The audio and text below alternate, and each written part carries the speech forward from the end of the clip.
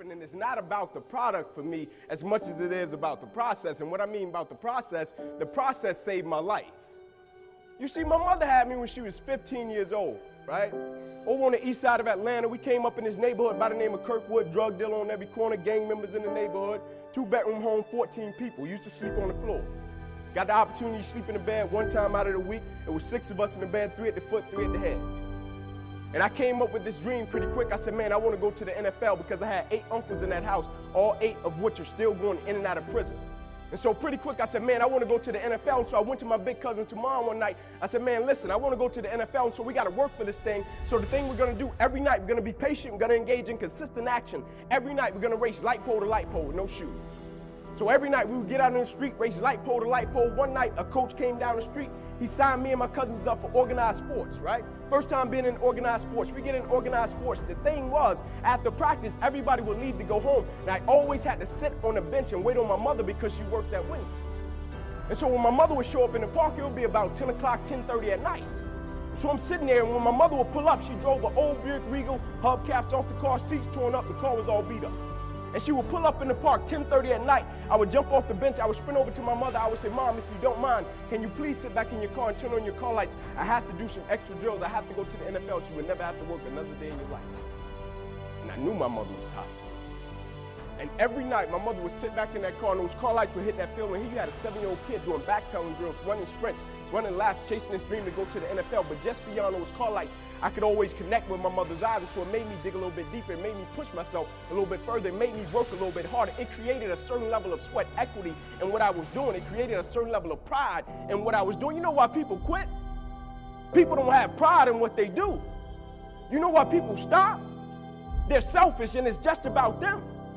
But when you have a bigger purpose to why you're doing what you're doing, and you want to honor the sacrifices that others have made for you, it's nothing for you to keep going when you hit adversity. If every decision and choice you make is just about you, at a certain point you're going to hit something that's a lot tougher than you, and it's going to make you quit because you don't have a driving force for why you do what you do. But when I got up to the University of Tennessee, it was simple. It was simple for me to give everything I had.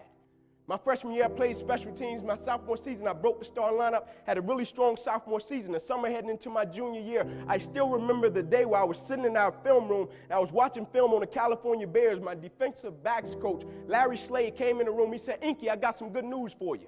I dropped the clicker. I said, what is it? He said, man, you're a projected top 30 draft pick, son. He said, all you have to do is play the next 10 football games. You're an automatic multimillionaire. I went out of the room. I called my mother and my grandmother on the three-way. I said, after this season, there will be no more struggling. I said, we would never miss another meal. I said, we would never experience another Christmas where we had to stand on the side of the curb and just be grateful. And I hung it up. First football game, I went out, played great, got an interception, shut Cal down. Second game, we're playing against Air Force, got late in the game, fourth quarter, guy dropped back, he threw the ball to a receiver coming out my sideline. Me and the guy, we went head on. As soon as I hit the guy, I felt as if every breath of my body left. Body went completely limp, fell to the ground, I blacked out. Never happened to me before. When my eyes opened, I'll never forget, my teammates ran over. They said, Ink, get up, let's go. I said, I can't. I said, I can't move. They said, what do you mean you can't move?